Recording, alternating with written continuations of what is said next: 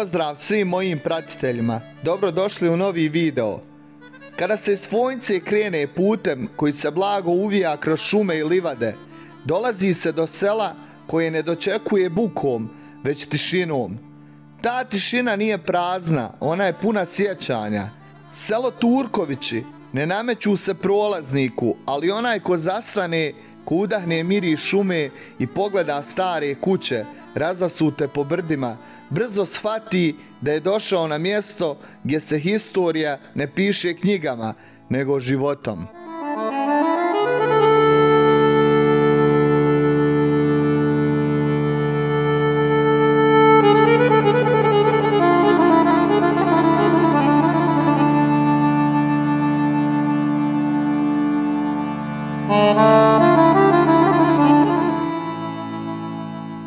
Selo Turkovići se nalazi u opštini Fojnica u srcu srednje Bosne. Od grada Fojnice udaljeno je selo oko 9,5 km. Okruženo je brdima, šumama, pašnjacima koji su stoljećima hranili ljude i stoku. Ovdje priroda nikada nije bila neprijatelj, bila je učitelj.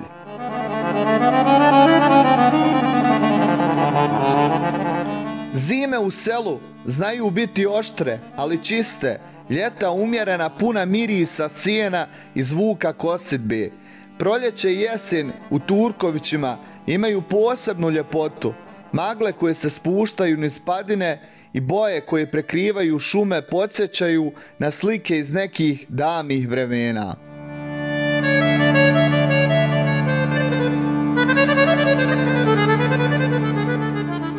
Selo Turkovići su sastavljeni od 3 zaseoka, Bare, Barakovići i Turkovići. Razmaknuti su jedan od drugoga 200 do 300 metara. Turkovići broje nešto manje od 50 kuća, druga 2 po 30-ak. 2 prezimena prevladavaju u okolici i to Bureković i Softić.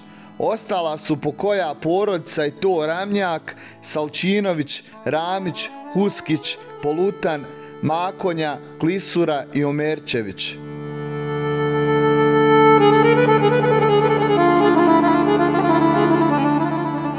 Mjesna zajednica Prokos, pod koju spada selo Turkovići, broji oko 17 sela i zaseoka otprilike sa jednakim brojem kuća. Većinom su muslimani, a 6 sela pripadaju katoličkom vjerozakonu.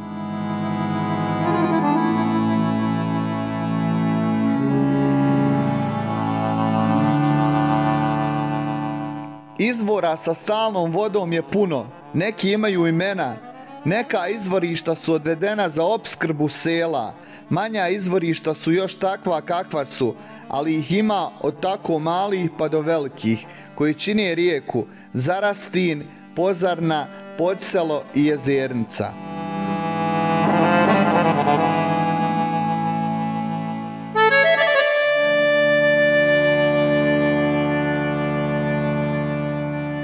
Ime sela Turkovići veže se za porodično prezime koje se ovdje rano pojavilo. Prema predanju, prvi doseljenici bili su ljudi koji su u osmanskom periodu dobili ili nosili nadimak Turk, bilo zbog službe, porijekla ili posebnog ugleda.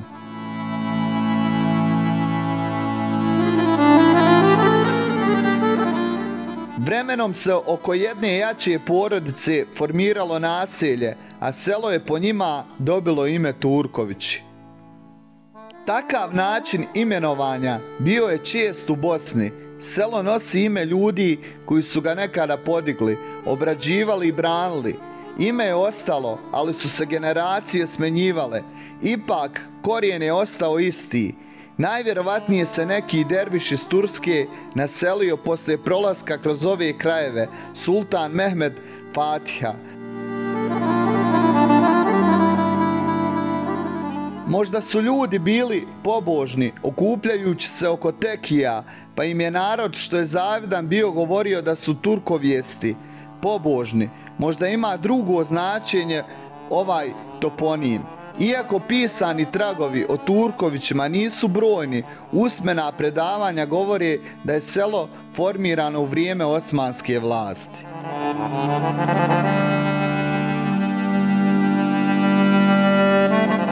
Stanovništvo se tad bavilo stočarstvom, čuvalo puteve i obrađivalo zemlju za vlastite potrebe. U to vrijeme život je bio težak, ali organizovan. Ljudi su živjeli u velikim porodicama, kuće su bile od drveta i kamena, a riječ starih se poštovala bez pogovora.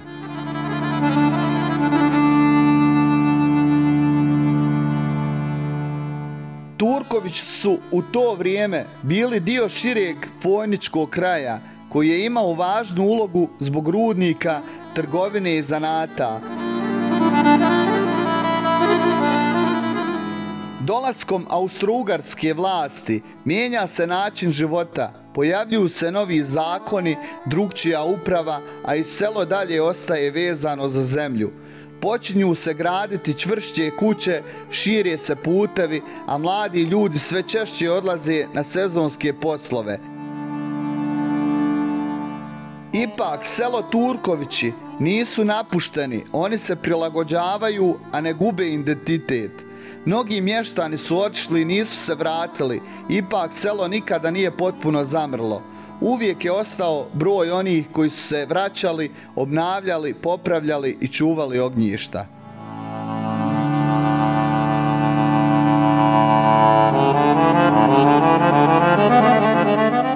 Tradicionalno, stanovnici Turkovića su se bavili stočarstvom, ovce, krave, poljoprivredom, krompir, kukuruz, livade, sjećom i obradom drveta.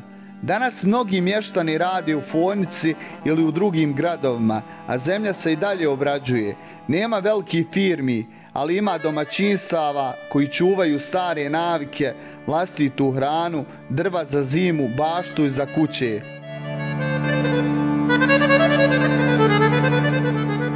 Posebna vrijednost sela je radna etika. U Turkovićima se zna da se ništa ne može dobiti bez truda. Džamija u Turkovićima nije samo mjesto molitve, ona je mjesto okupljanja, dogovora i sjećanja. Kroz decenije je više puta obnavljana, ali još uvijek zadržala skromnost koja je krasi.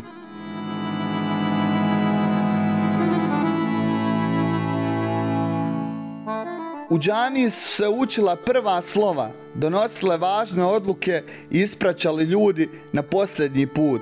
Posebno je važna u ramazanskim danima, kada selo ponovo oživi, a dijaspora se vraća.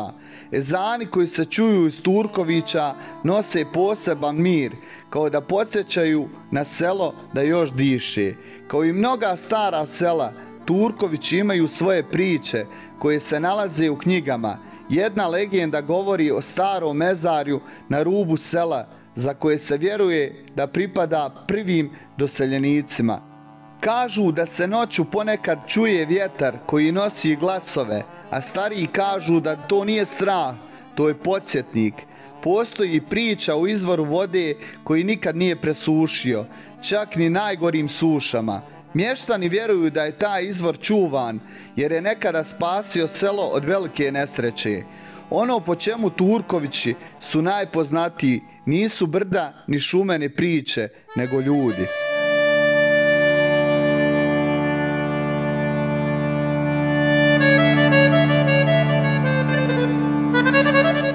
Gostoprimstvo, skromnost i spremnost da se pomogne drugome i danas su prisutni. U ovom selu vrata se ne zatvaraju lako, a kahva se uvijek nudi sa osmijehom. Stariji pamte mnogo, a malo pričaju i baš zato njihove riječi imaju težinu. Danas Turkovići imaju manje stanovnika nego nekada, ali imaju ono najvažnije, korijen. Mladi odlaze, ali se vraćaju, kuće se obnavljaju, putevi popravljaju, a selo polako pronalazi novi život između tradicije i savremenog vremena.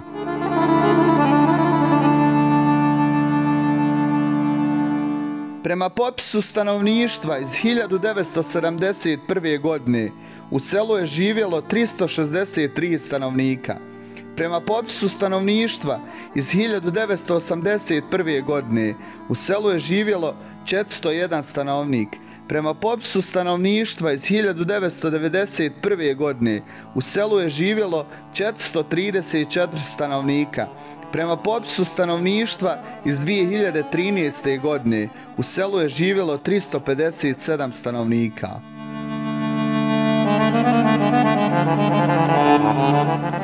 Turkovići nisu selo koje se hvali, ono se traži da se pamti, ali ga je nemoguće zaboraviti.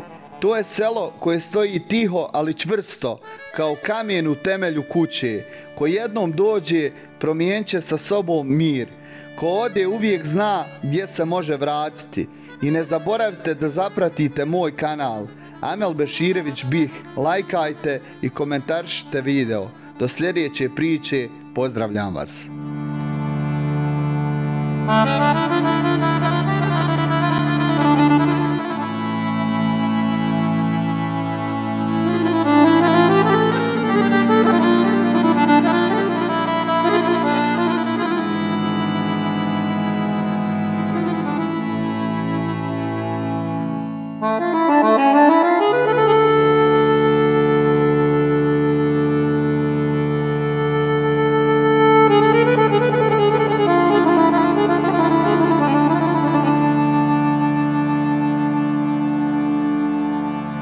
Uh-huh.